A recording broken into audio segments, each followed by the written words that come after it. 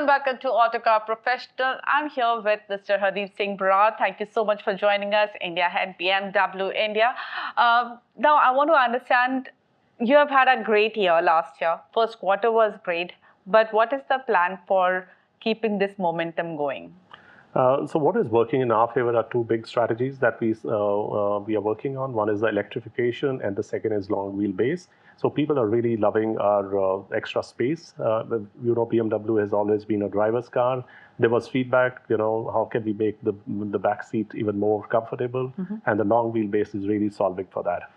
There are a set of consumers who felt the maintenance in the luxury is slightly on a higher side. And the moment you have electric cars, there is practically no maintenance cost. So these two factors are really working in favor. When the fuel price is going up, that again brings a lot of customers back into electric vehicles. Last year, our penetration was 21% for electric vehicles, and in quarter one, it has actually went up to 26%, which clearly shows customers are shifting towards the BEVs, contrary to the view which is floating around in the rest of the world. I think for us, it's doing very well. On top of that, we are expanding to 10 more cities in this year, with 18 more touch points, and then we will be able to go further into tier 2 and tier 3 cities. So all put together, I think we'll be able to sustain the momentum that we have for the last couple of years. So India is diverging from the trend of a slight slowdown that we have seen in EVs world over the past few months. Yeah. But I think that situation is also going to change with all the geopolitical issues coming up. Yeah. Now I want to also understand one. We had some analysis of top 5 cars in luxury cars last year, and you had the X3 and the iX1. Now, one complaint, one question mark that people have in their mind is that, are you catering to luxury segment, and is that where all your numbers coming from, and how are you going to defend that? Yeah, so see, we have range starting from 50 lakhs to almost 2 crores. And if you see, we categorize them to 4 segments. Our entry level is about 25 to 30%. But if you start looking at cars which are 75 lakh and above, that contributes 75% of our volumes. So I don't think I need to tell anything beyond that. So it is spread all over. And I think BMW today is playing the role which everybody should be playing. How do you really expand the luxury market? And it has to grow from the bottom. If you don't have 25% off, and if there are 4 segments, the fair share is 25%. And if we are doing 30%, we are not very far off. Only when this segment grows that the next segments will grow. So we are ballpark in that range of fair share of 25% across all the 4 segments. And hence, once we have the entry stronger, it will make the rest of the segments stronger in the future. There are lots of headwinds this year. Of course, there is geopolitical issue, which is causing its own set of problems. So how are you looking at this year? What are your expectations, and what are the key challenges that you see here? I think we have 2 big challenges. One is the logistics. As you know, the logistics are getting delayed because of issues in the Middle East. But fortunately, we have a lead time of 6 months, so we have kits for another 2 months. But if this problem continues, then obviously it will impact our supply chain and hence the production. The second big challenge that we foresee is the forex. Beginning of the year, it was about 103. Today, it's hovering around 111 to 112.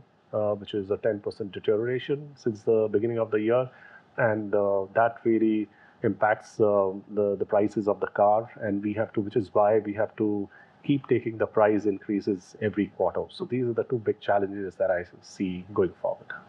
One of your hero products, iX1, suddenly seems to be, because it came in the limelight, and of course, suddenly seemed to be having a lot of competition. We saw Tesla launch its YL at a very attractive price. Then Mercedes CLA, which is a sedan, again launched at very attractive price. Do you think iX1 will be able to hold its position? I am very confident about it because of the factor. I don't want to talk about competition, but let me talk about what makes iX1 a great product. I think the length of the car and the space that it gives on the back seat is the next level. You are practically getting the size of the next level, which people are really loving. The range of 531 that we claim, people are getting very close to that range, which again is a big factor. and the tech and the look and feel, it's pure luxury. And I don't think any of the products in this category will be really able to match the tech quotient, the luxury quotient, and the space quotient, which is why I feel very confident about this product. On your fuel mix, what is your strategy? How are you balancing? Is it going to increasingly tilt towards EVs? What is your strategy there? See, we let the what is the position right now? Because one of your very important product, 5 Series, does not have diesel, and it does miss out on some customers because of that. Yeah, but despite that, our mix, if you see, last year was 21% electric, 18% diesel, and the balance 61% was petrol. And we see pretty similar mix this year as well. Electric has gone up a little bit. Diesel is constant, petrol is plus minus a few points here. But rather than deciding what we want to make it, we would rather go with the customer. And as you saw in the month of March, suddenly the amount of electric vehicles went up, and we were able to increase supplies because we had kits with us. So we try to navigate the mix based on what the customer demands, and to the time they're demanding whatever powertrains, we will continue with that. But there are at least talks that is diesel something that that people will continue. What is your view on that? Yeah. So till the time we don't have the next regulation, I think the prices are within control. Moment you have the next regulation, and you have, for example, during the last BX6, there was a lot of investment which went to diesel, and hence the delta increased. But customers are still loving at this price delta. But if this price delta from 2.5 lakhs goes up to 4 to 5 lakhs, then we need to see what really happens to the diesel.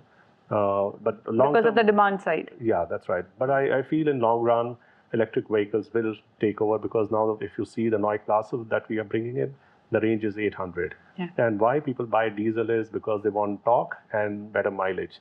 Now, electric vehicles are great in torque.